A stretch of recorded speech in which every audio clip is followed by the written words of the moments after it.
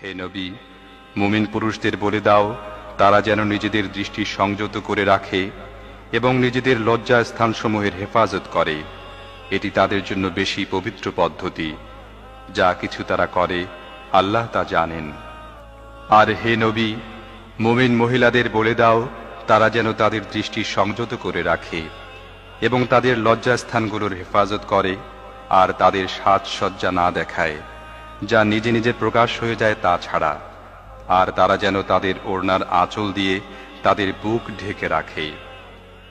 তারা যেন তাদের সাজসজ্জা প্রকাশ না করে, তবে নিম্মুক্তদের সামনে ছাড়া। স্বামী, বাপ, স্বামীর বাপ, নিজের ছেলে, স্বামীর ছেলে, ভাই, ভাইয়ের ছেলে, বোনের ছেলে, নিজের মেলামেশার মেয়েদের, নিজের মালিকানাধীনদের, অধীনস্থ পুরুষদের যাদের অন্য কোনো রকম উদ্দেশ্য নেই, এবং এমন শিশুদের সামনে ছাড়া যারা মেয়েদের গোপন বিষয় সম্পর্কে এখনো অজ্ঞ। তারা যেন নিজেদের যে সৌন্দর্য তারা লুকিয়ে রেখেছে তা লোকদের সামনে প্রকাশ করে দেবার উদ্দেশ্যে সজোরে পদক্ষেপ না করে। হে মুমিনগণ, তোমরা সবাই মিলে আল্লাহর কাছে তওবা করো, আশা করা যায় তোমরা সফল কাম হবে। তোমাদের মধ্যে যারা একা ও নিঃসঙ্গ এবং তোমাদের গোলাম ও বাঁদীদের মধ্যে যারা সৎ ও বিয়ের যোগ্য তাদের বিয়ে দিয়ে দাও। যদি তারা গরিব হয়ে থাকে তাহলে আল্লাহ আপন মেহেরবানিতে তাদেরকে ধনী করে দেবেন। আল্লাহ বড়ই প্রাচুর্যময় ও সর্বজ্ঞ।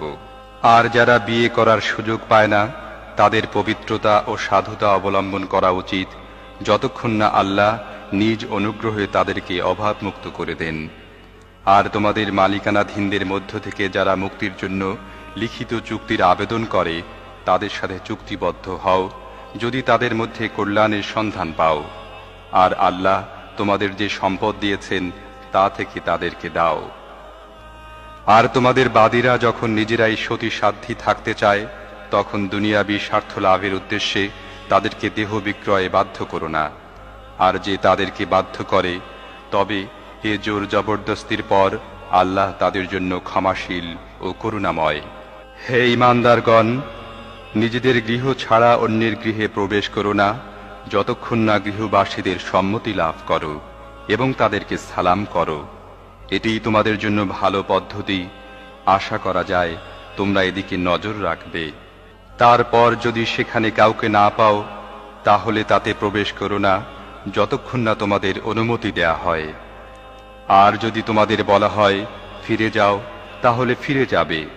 এটিই তোমাদের জন্য বেশি শালীন ও পরিচ্ছন্ন পদ্ধতি, এবং যা কিছু তোমরা করো আল্লাহ তা খুব ভালোভাবেই জানেন।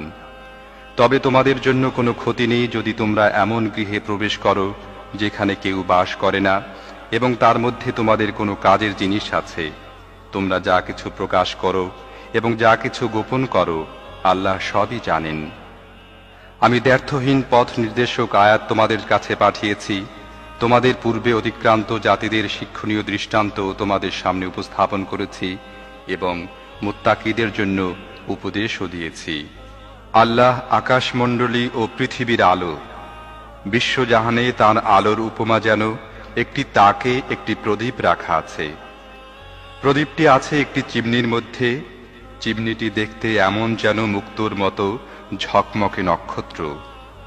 আর এই প্রদীপটি জয়তুনের এমন একটি মুবারক গাছের তেল দিয়ে উজ্জ্বল করা হয় যা পূর্বেরও নয় পশ্চিমেরও নয়, যার তেল আপনা আপনি জ্বলে ওঠে, চাই আগুন তাকে স্পর্শ করুক বা না করুক।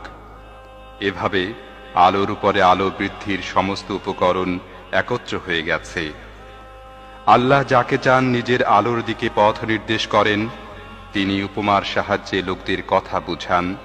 তিনি প্রত্যেকটি জিনিস খুব ভালো করেই জানেন। তাঁর আলোর পথ অবলম্বনকারী ওইসব ঘরে পাওয়া যায় যেগুলোকে উন্নত করার ও যেগুলোর মধ্যে নিজের নাম স্মরণ করার হুকুম আল্লাহ দিয়েছেন। সেগুলোতে এমন সব লোক সকাল সাঁঝে তাঁর পবিত্রতা ও মহিমা ঘোষণা করে যারা ব্যবসায় ও বেচাকেনার ব্যস্ততার মধ্যেও আল্লাহর স্মরণ এবং নামাজ কায়েম ও জাকাত আদায় করা থেকে গাফিল হয়ে যায় না। তারা সেদিনকে ভয় করতে থাকে যেদিন হৃদয় বিপর্যস্ত ও দৃষ্টি পাথর হয়ে যাবার উপক্রম হবে। আর তারা এসব কিছু এজন্য করে যাতে আল্লাহ তাদেরকে তাদের সর্বোত্তম কর্মের প্রতিদান দেন এবং তদুপরি নিজ অনুগ্রহ দান করেন। আল্লাহ যাকে চান বেহিসাব দান করেন।